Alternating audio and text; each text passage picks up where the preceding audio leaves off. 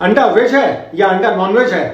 क्या अंडा खाना चाहिए या नहीं खाना चाहिए? क्या अंडा एक मेंस्ट्रुअल वेस्ट है या नहीं? आज हमारे डिस्कशन का टॉपिक है ही नहीं, आज हमारे डिस्कशन का टॉपिक कुछ और है, क्योंकि इन सब टॉपिक्स पे मैंने पहले कई बार डिस्कस कर रखा है एंड आपको क्लियरली बता रखा है हमने कि क्या अंडा वेज आता है या नॉनवेज के अंदर आता है, क्या अंडा खाना चाहिए, अगर खाना चाहिए तो कितना खाना चाहिए, क्या मैक्सिमम लिमिट होती है अंडे खाने की, क्या कुछ न्यूट्रिशनल वैल्यू होता है एक अंडे का, एंड क्या अंडा वाकई एक मेंस्ट्रुअल वेस्ट है। ये सब टॉपिक्स हमने ऑलरेडी डिस्कस कर रखा है। अब depending on your cultural values, depending on your thoughts, आप खाना चाहो या नहीं खाना चाहो ये आपकी मर्जी है। यहां पे मैं भी किसी के ऊपर थोप नहीं सकता, प्रेशराइज नहीं कर सकता कि आपको खाना ही चाहिए या आपको नहीं खाना चाहिए। ये आपकी मर्जी है, आप लेना चाहो वेल एंड गुड, आप नहीं लेना चाहो तो भी वेल एंड गुड।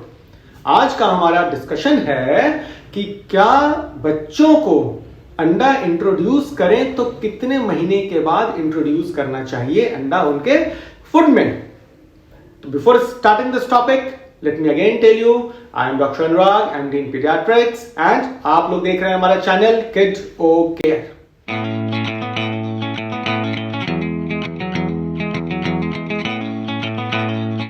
यूजुअली आप देखो तो अंडे को कंप्लीट फूड कहा गया है। कंप्लीट फूड इसलिए कहते हैं क्योंकि एक अंडे के अंदर जितनी भी एसेंशियल अमाइनो एसिड्स होती हैं वो सारे अमाइनो एसिड्स एक अंडे के अंदर प्रेजेंट होता है। यूजुअली 9 एसेंशियल अमाइनो एसिड्स कहा जाता है एंड 9 का 9 एसेंशियल अमाइनो एसिड्स एक अंडे के अंदर मिलता है।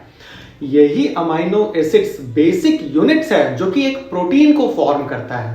एंड आप देखें जितनी भी एलर्जिक रिएक्शन होती है यूजुअली प्रोटीन से ही होती है एलर्जिक रिएक्शन। तो एक बेबी को जो भी 6 मंथ्स का है या 7 मंथ्स का है, 9 मंथ्स का है, एक बेबी को अगर आप इस प्रोटीन से, इस अमाइनो एसिड से अगर आप एक्सपोज करोगे तो चूंकि अभी इस बेबी का सेल्स इमैच्योर्ड कंडीशन में है, कंप्लीटली मैच्योर नहीं हुआ है, तो कुछ ना कुछ एलर्जिक रिएक्शन उसके बॉडी में दिख सकता है in the form of respiratory. हो सकता है कि रेस्पिरेटरी डिप्रेशन में चला जाए वो बच्चा, हो सकता है कि स्किन के ऊपर डिफरेंट मैनिफेस्टेशंस आपको एलर्जी का देखने को मिले, जैसे कि छोटे दाने होना, रैश हो गया है, रेड कलर का हो गया है, प्लस कई बार अर्टिकेरियल रैश होता है, पूरे बॉडी में खारिश सी हो जाती है, छोटी पित्ती जैसी उछलाती है बॉडी के ऊपर। कई बार राइनाइटिस के फॉर्म में, जुकाम के फॉर्म में बच्चे परेशान रहते हैं।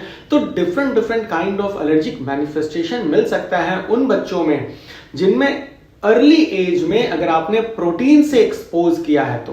अब चूंकि एक अंडे में 2 पार्ट होता है, जो आउटर पार्ट होता है वो प्रोटीनीशियस होता है जिसको व्हाइट पार्ट बोलते हैं, एंड जो इंटरनल पार्ट होता है जनरली वो फैटी पार्ट होता है, इसमें कोलेस्ट्रॉल बहुत अमाउंट में मिल जाता है।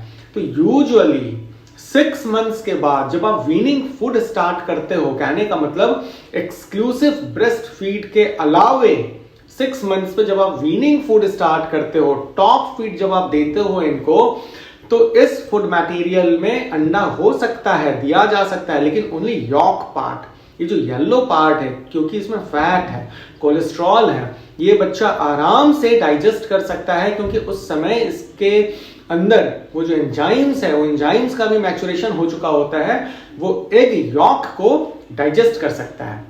लेकिन वहीं अगर 6 महीने की उम्र में अगर व्हाइट पार्ट दिया गया, ये जो एल्बुमिन पार्ट जो कि प्रोटीनीशियस पार्ट है, अगर ये दिया गया तो कई वैरायटीज ऑफ एलर्जिक रिएक्शंस देखने को मिलता है इन छोटे बच्चों में। तो यूजुअली 9 मंथ्स के बाद व्हाइट पार्ट को दिया जाता है एंड 6 मंथ्स के बाद येलो पार्ट को दिया जाता है। तो मैं यही समझाना चाह रहा था इस वीडियो के माध्यम से कि अगर छोटे बच्चों में आप एग देना चाहो तो स्टार्ट करो पहले आप येलो पार्ट से, कभी भी व्हाइट पार्ट ना दें बच्चों को, एग यॉक से स्टार्ट करें एंड आफ्टर 3 मंथ्स जब बेबी 9 मंथ्स का हो जाए तब आप जाके व्हाइट पार्ट को भी इंट्रोड्यूस कर सकते हो बच्चे के डाइट में।